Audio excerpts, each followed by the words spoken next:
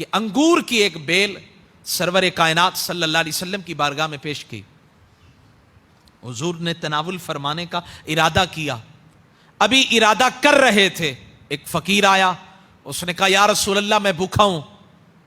حضور نے وہی انگور کی بیل اٹھائی، اسے عطا کر دی. اب وہ چلا گیا، راستے میں حضرت عثمان غنی سے ملاقات ہو گئی. آپ نے فرمایا کیا تم یہ انگور کی بیل بیچنا چاہتے ہو؟ پہچان لیا کہ حضور کو تو ابھی میں دیکھ کر آ رہا ہوں. انہوں نے کہا جی بالکل بیچنا چاہتا ہوں. آپ نے پیسوں سے وہ خرید کر لی. پھر وہی انگور کی بیل اٹھائی، حضور کی بارگاہ میں چلے گا. یا رسول اللہ قبول فرمائے. میرے آقا بھی پہچان گئے یہ تو وہی ہے جو سائل کو میں نے ابھی دی ہے. بس حضرت عثمان غنی چند قدم چلے تھے، پھر سائل آ گیا. حضور کے دروازے پہ دستک، یا رسول اللہ مہربانی کرے میں فقیر ہوں، مجھے کھانا کھلا دیں. حضور نے وہی انگور کی بیل اٹھائی، پھر عطا فرما دی. وہ پھر چلا گیا. حضرت عثمان غنی کو پتہ تھا یہ پھر آئے گا. آپ نے فرمایا بیچنا چاہتے ہو؟ اس نے کہا جی بالکل بیچنا چاہتا ہوں. آپ نے پھر خرید کر لی. علامہ اسماعیل حقی فرماتے 3 مرتبہ ایسا ہوا.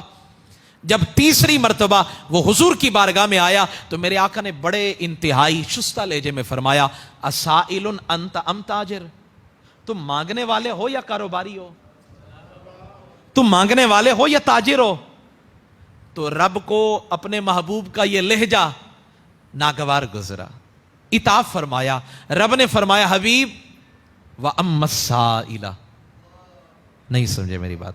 وَأَمَّا السَّائِلَ فَلَا تَنْهَرْ، حبیب جو مانگنے والا آپ کے در پہ آ جائے، 3 مرتبہ نہیں 1000 مرتبہ بھی آئے تو اسے جھڑکنا نہیں ہے، جھڑکنا نہیں ہے، ڈانٹ نہیں پلانی ہے. لاہور کے اندر جلسہ ہو رہا تھا علماء اہل سنت کا. سامنے ایک عیسائی عورت کا گھر تھا.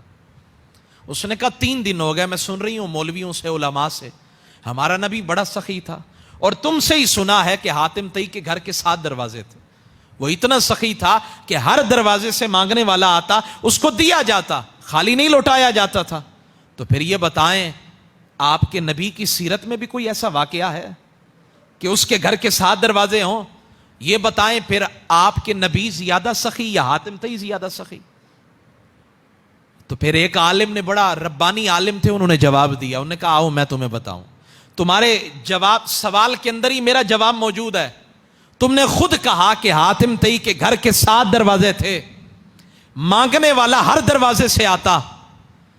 مجھے یہ بتائیں جس کی حاجت ایک دروازے سے پوری ہو جائے وہ دوسرے دروازے سے آئے گا؟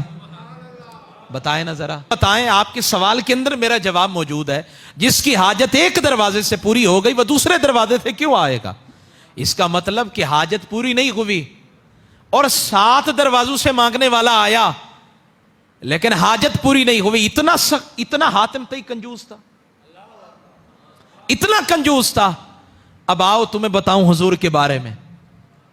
ابو ہریرہ رضی اللہ تعالیٰ عنہ کو کھجور کی تھیلی عطا فرمائی. فرمایا کھول کر نہیں دیکھنی، جب بھی حاجت ہو نکال لینی ہے. وہ نکالتے رہے، کھاتے رہے. فرمایا جس کو ایک دفعہ میرے نبی نے عطا فرمایا پھر قیامت تک اس کی نسلوں کو مانگنے کی ضرورت نہیں پڑی ہے. پھر یہ بتاؤ حاتم طئی بڑے سخی ہیں یا مصطفیٰ زیادہ سخی ہے؟